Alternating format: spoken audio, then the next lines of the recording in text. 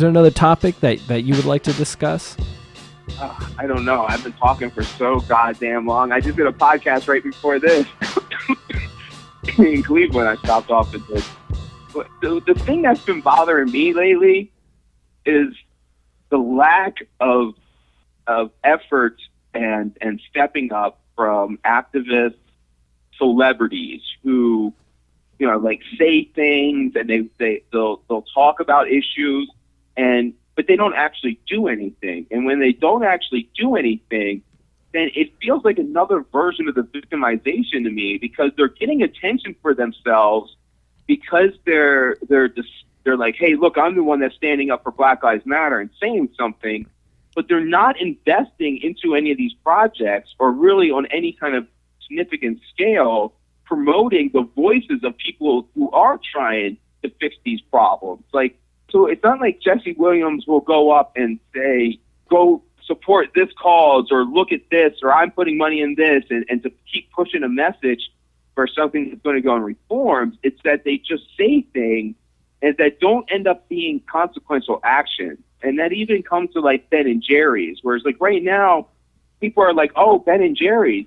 And I'm sitting here going, well, I don't know if that's a benevolent act, because like corporate social responsibility theory in business would say that we want to go for long-term goals, think about our stakeholders, and being on the right side of history right now and standing up for this will definitely increase sales. Why would anyone think that they're going to take a hit because they stand for Black Lives Matter, but they're going to get a ton of new fans and they're going to be looked as a good, benevolent company, and for what? A decision that's going to increase their bottom line? These things aren't real actions. They're not like these people we have, like, Ali, who makes real sacrifice and made other people sacrifice things too, like watching him fight, and other people who stood up and put their bodies on the line.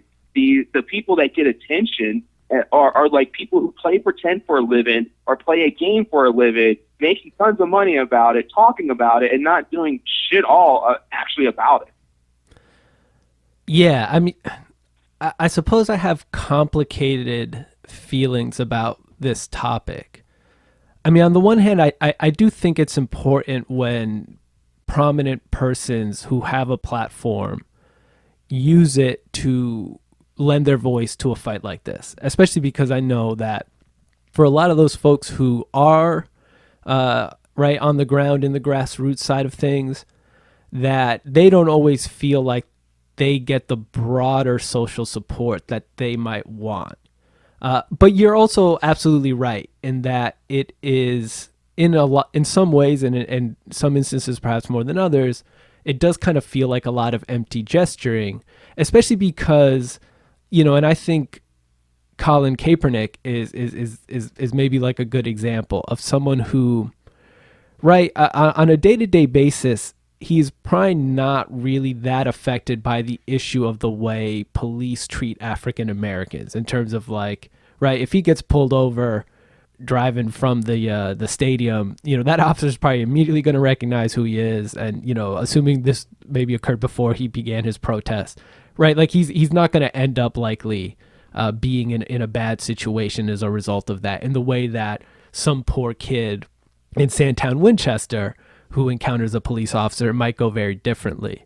And that's always been one of sort of my concerns too, because I have seen in covering, you know, some of the different actions I've seen here in Baltimore, I've seen activists rile up young people, you know, from neighborhoods like Sandtown, Winchester, or McKeldrey Park, or what have you, you know, really impoverished places here in Baltimore, majority Black neighborhoods that are really poor. And, you know, some of these activists come from a very different social location, right? And they are not nearly as vulnerable as those kids. And then when those kids sort of egged on by some of these folks find themselves in a situation where now they're in an actual confrontation with police, those activists are nowhere to be seen. And I'm like, okay, like what, you know, 10 minutes ago you were the next Malcolm X and now you're Ghost. And this teenager is about to have something on his record that will probably bar them from meaningful employment for most of their adult life, you know, if just the fact that they're from Baltimore is any indication. And so I wrestle a lot with this. What is the responsibility of the advocate or the person making, advocating publicly about an issue to also effectively be a foot soldier in the fight? And I don't know really where to fall on this. Well, I mean, Ali is probably the most prominent example of how you have to do it. You have to actually risk something. And what they're risking isn't really anything. I mean, I think Kaepernick is a very good example of how it's done right. He drew attention to it, and he does put his money where his mouth is and invest in other issues since he started to realize what's going on. So, I mean, I think he's a good, I don't know.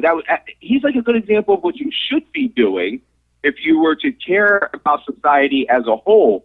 So I feel like we're pumping up what you're supposed to do. It's like when people tweet and they're like, well, what about this cop here who helped save a kid's life? It's like, yeah, dude, that's your job. Literally his job description.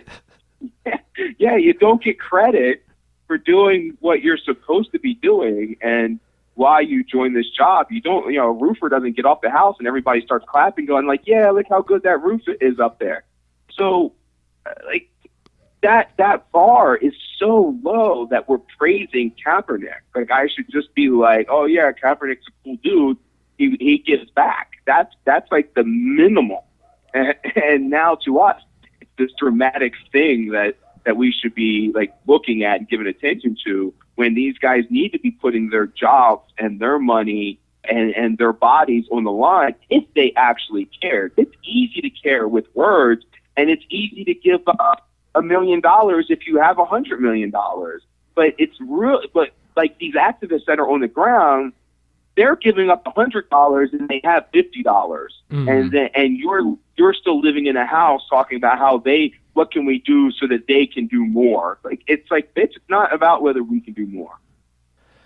No, absolutely. But I mean, at the same time, I think part of this is informed by sort of broader social trends, right? We live in the era of Facebook and Twitter and Instagram and Snapchat, and everyone is like a celebrity in their own little bubble, literally just for things that they say. If I come up with some clever, pithy things to post on Twitter or whatever it is, everybody look at me.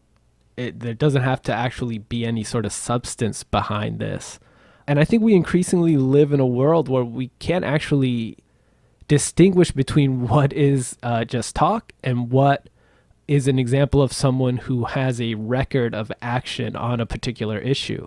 And I think our politics, the way we do politics in this country, really speaks to that phenomenon, because you could have one candidate on the stage that is making factually based policy pronouncements, and then another candidate who is making statements that are completely out of left field, but would otherwise be empirically verifiable. And we don't even have the sort of general awareness to just be like, oh, do you have any actual evidence that something like that would work? Has it been tried anywhere? Is there? And so we increasingly live in a world where you are valued more for what you say and how you say it than for having a record of actually having done it. So what I thought you were pointing to when it comes to how we have this entire idea in society that appeals to authority and is more interested in how to not it's more interested in what you should be thinking and what is considered wrong, instead of how you should be thinking or how to arrive at truth or how to get to solutions. We don't really pump that up, so people don't have an interest in finding confirmatory sources for things and matching it up against other evidence. I like to just tell people, whenever you are thinking of an idea, just ask yourself, what else does this mean, and what does this mean isn't true? And you can usually arrive at a pretty good quick analysis of whether you should explore an idea very, very much more or not. Because when you hear Trump saying something crazy, then you would say to yourself, well, that means this happened and then that happened, and it would mean that also that this thing wasn't true. And so how do you can't go forward in changing your mind if you're not willing to explore those other questions. If you just accept it, then that's fine. And we've done that in policing because, like, the very fundamental crux of everything I'm trying to do is to, for the first time, ask you, what do you want policing to be? Throughout the history of America, rich people, the oligarchy, colonizers have picked people who told you what policing is and how you will be policed, and that you just better like it and take it that way and appeal to this authority because you know, well, you just better follow the law. But that is something that is just more all in our society, period. You know what I mean? No, definitely. I mean, I think breaking that habit of mind is difficult, because, right, all of us were simply born into a world where policing is a fact.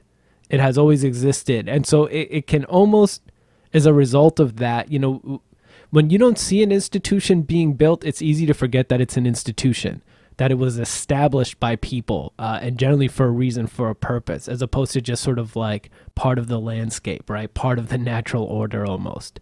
And I think breaking that habit of mind where you don't see policing as this sort of established thing where the authority relationship is one way. You tell us what this is supposed to be and we follow the rules because you're the police. I think is the real challenge socially, is how do we get to the point where we acknowledge that the fact that policing exists means that there is a conversation about what policing should be, especially because in our politics, and especially when we think about sort of organizations that advocate for police, that is not generally how the discourse is treated. It's not treated as an ongoing conversation, right? It always inevitably sort of preserves this idea that there are elites who establish the rules and there's the hoi polloi who follow them. Well, I like your opinions, and that's probably because they reinforce my model. And so when you're talking about redoing that as a cycle, that's essentially what the model is about, because a part of that is that debriefing is built into it, so that whether it's 5 years or 10 years, I'm not sure yet, but somewhere in there, you have to restructure what the model means in recognition that the environment and times have changed and evolved over that period. So it involves a constant re-envisionment of what policing would actually mean in any type of context. So I can't even tell you what it would look like 100 years from now, because I have no clue, and no one has any clue what policing would become, because it needs to be that evolving thing that has a platform to evolve on. So I think that is the same thing with the people, is they just need a platform to evolve on. And they've never had that platform to evolve on. And if the model is put in place and we give them that platform, I don't think we have a lot of issues to worry about in whether they can step through with that or actively participate or take us the wrong way. I mean, maybe we do come to that conclusion, but there's no reason in what we've seen these types of models operating in other environments turning out to be. Like, the common good comes out when we allow people to have the framework to actually enact change that is tangible. The problem now is we're continually asking people to do things differently and operate within a framework that doesn't allow them to step up and doesn't have any tangible results. So why would they participate in a system that doesn't have tangible results? And before I rant too, that's another example of how police make the crime problems worse. So, like, right now, you see shootings coming up, and that means that people aren't relying on the policing to get justice. So police lose their legitimacy. That increases violence, because then the street feels like it can't turn to the police for justice, so it has to get justice itself. And that will, continues a cycle of violence. that continues to play out in all these different types of ways, no matter which angle you look at it.